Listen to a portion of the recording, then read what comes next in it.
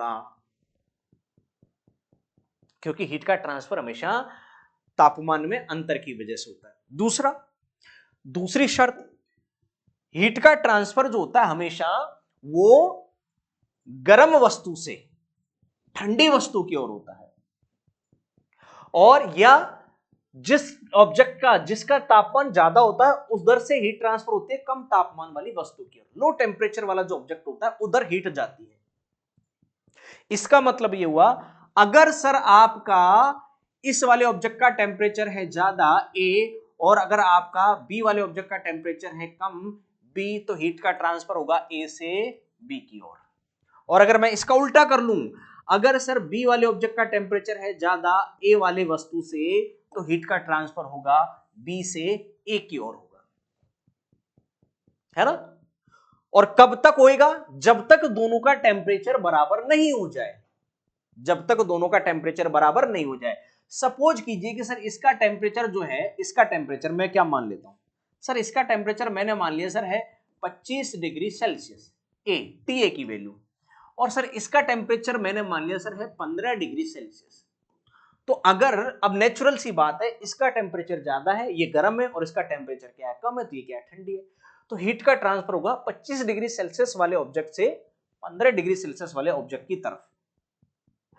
तो ये इनका अंतर हमेशा 0 से ज्यादा आना चाहिए। इसका मतलब ये हुआ कि सर टी ए माइनस जो टी बी आएगा वो आएगा 25 माइनस 15, तो इनका जो अंतर आ रहा है वो कितना आ रहा है, 10 डिग्री सेल्सियस।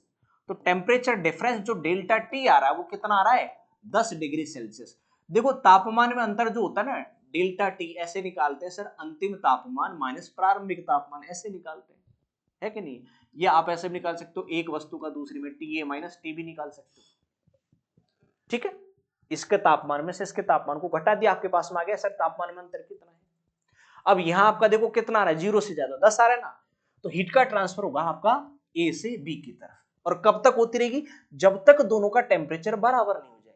मान लीजिए सर 10 सेकंड बाद में इसका जब इधर से हीट ट्रांसफर हुई और इसमें हीट ट्रांसफर हुई, तो आपको पता है जिस पदार्थ में से हीट निष्कासित होती है, जिसमें से हीट रिजेक्ट होती है ना, हीट रिजेक्ट होती है,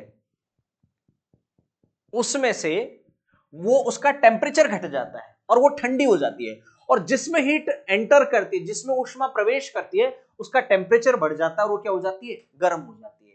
तो यहां पर जो ए ऑब्जेक्ट है जिसका टेम्परेचर आपका 25 डिग्री सेल्सियस है, इसमें का टेम्परेचर ज्यादा है और बी वाले का टेम्परेचर कम है, तो ए से हीट ट्रांसफर होगी बी की तरफ, और जैसे जैसे ए से बी की तरफ हीट ट्रांसफर होती रहेगी तो इसमें से तो हीट निकल रही ना, तो धीरे धीरे इसका टेम्परेचर कम होता जाएगा, ठंडी होती जाएगी, और इसका टेम्परेचर बढ़ता जाएगा और गर्म होती जाएगी। 10 सेकंड बाद में मैंने ये देखा कि सर इसका टेम्परेचर जो था 15 डिग्री सेल्सियस 15 डिग्री सेल्सियस था, 10 सेकंड बाद में इसका बढ़कर के हो गया 20 डिग्री सेल्सियस।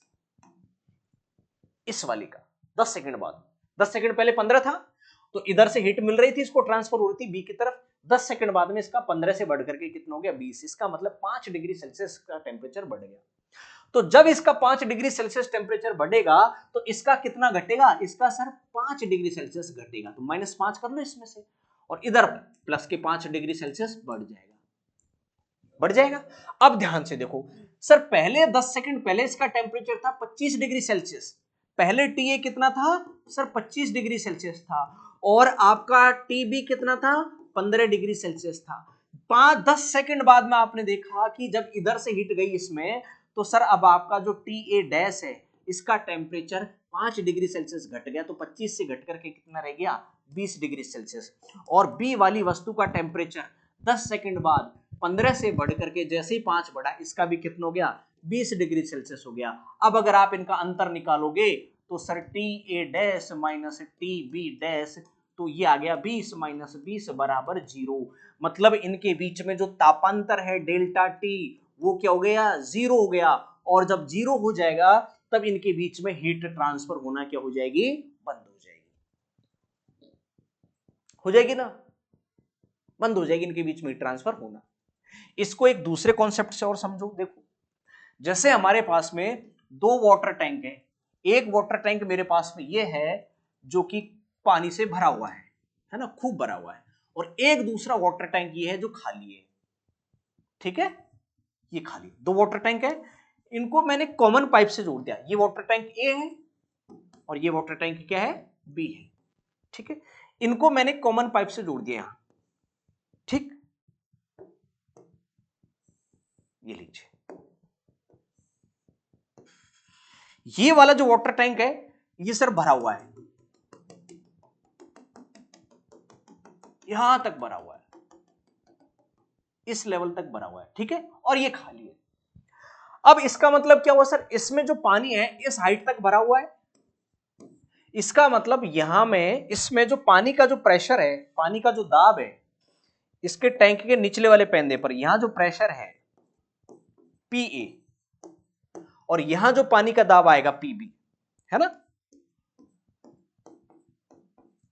तो फिलहाल यहां पानी इतनी ऊंचाई तक बढ़ा हुआ है, तो यहां पानी का जो दाब है, वाटर का जो प्रेशर है पीए, वो क्या है, ज्यादा है ना, यहां वाटर प्रेशर पीए और यहां वाटर प्रेशर दूसरे टैंक बी में पीबी, दोनों में ज्यादा है, इसका जीरो और इसका क्या है, मैक्सिमम है।